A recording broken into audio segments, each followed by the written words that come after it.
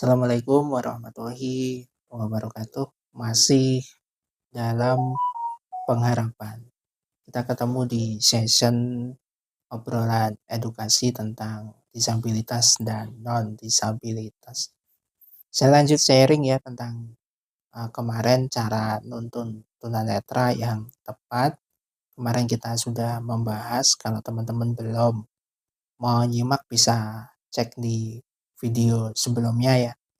Di deskripsi nanti saya sematkan tentang menuntun tunanetra, dan ini lanjutan di session sharing menjawab juga pertanyaan bagaimana kalau menuntun teman-teman tunanetra yang posisinya itu banyak kan, jadi nggak cuma satu, terdiri bisa lebih dari 5 orang, dan ini biasanya ada di kegiatan-kegiatan event seperti wisata dan lain sebagainya, atau kegiatan-kegiatan pertemuan yang melibatkan banyak tunanetra. Nah, menarik ya.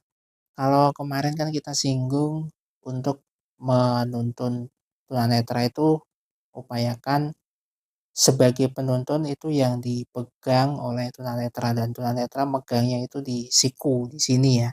Nah, di situ.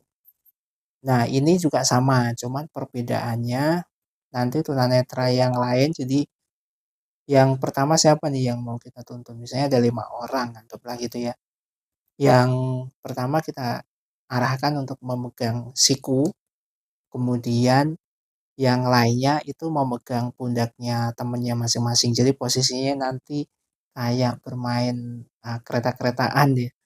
Emang seperti itu posisinya agar nggak memakan banyak jalan, kemudian juga agar lebih efisien sebagai penuntun, atau yang membantu tunanetra itu lebih efektif, nggak kerepotan. Jadi yang pertama tunanetra kita instruksikan untuk memegang siku, kemudian yang lain kita arahkan untuk memegang pundaknya teman-temannya dari belakang. Jadi memegang gini, dua tangan dari belakang.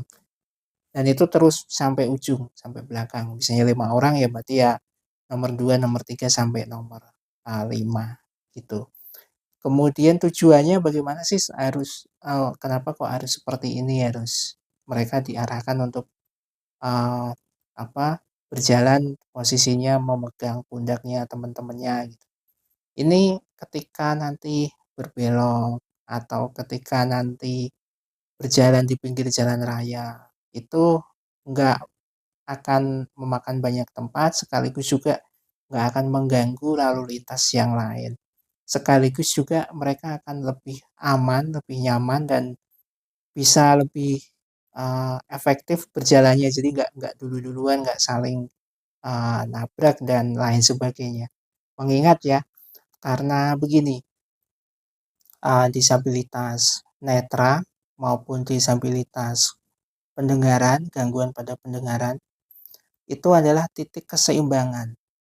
Jadi kalau keseimbangan itu ada batasan, nggak berfungsi dengan baik, misalnya nggak melihat atau kurang mendengar atau nggak mendengar sama sekali, ini ke dalam kondisi perjalanan, dalam dia melakukan aktivitas berjalan saja, itu ada hal-hal yang membuat dia ragu, takut, nggak nyaman, dan itu akan mengurangi dari sisi keseimbangan kaki.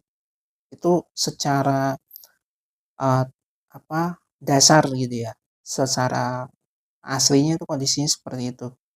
Adapun yang sudah terlatih, yang nyaman ya mungkin ada, tapi kita mengasumsikan ini, memposisikan ini di orang-orang yang mayoritas. Jadi ketika dia mengalami uh, nggak melihat kemudian atau kurang mendengar, saat berjalan pun biasanya dari sisi keseimbangan sebagai orang yang membantu itu harus memperhatikan posisi itu agar nggak terjatuh, atau agar posisinya nggak menjadi nabrak sesuatu atau terluka seperti itu. Ini harus kita pahami bersama agar tujuan kita sebagai masyarakat yang ingin menciptakan kesetaraan, kesempatan, dan kondisi-kondisi yang sifatnya adalah mengakui disabilitas bahwa itu bukan sebuah eee, kelompok marginal, tapi mereka adalah bagian dari masyarakat, jalan satu-satunya adalah mengomunikasikan.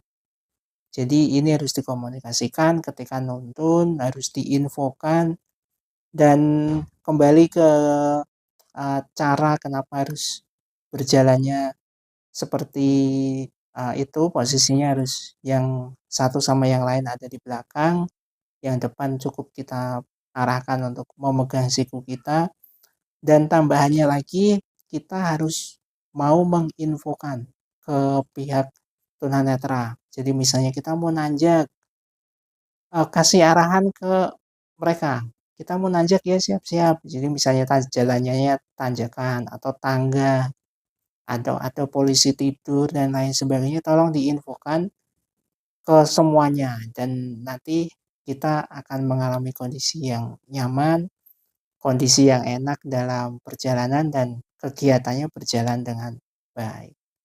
Mungkin itu ya dari saya, mudah-mudahan bisa mewakili dari pertanyaannya dan bisa diaplikasikan ke tempatnya teman-teman yang mungkin saja menemukan disabilitas netra dan kebingungan bagaimana cara nuntun mereka ketika berkelompok dan bagaimana secara individu. Terima kasih. Terakhir dari saya masih dalam pengharapan. Assalamualaikum warahmatullahi wabarakatuh.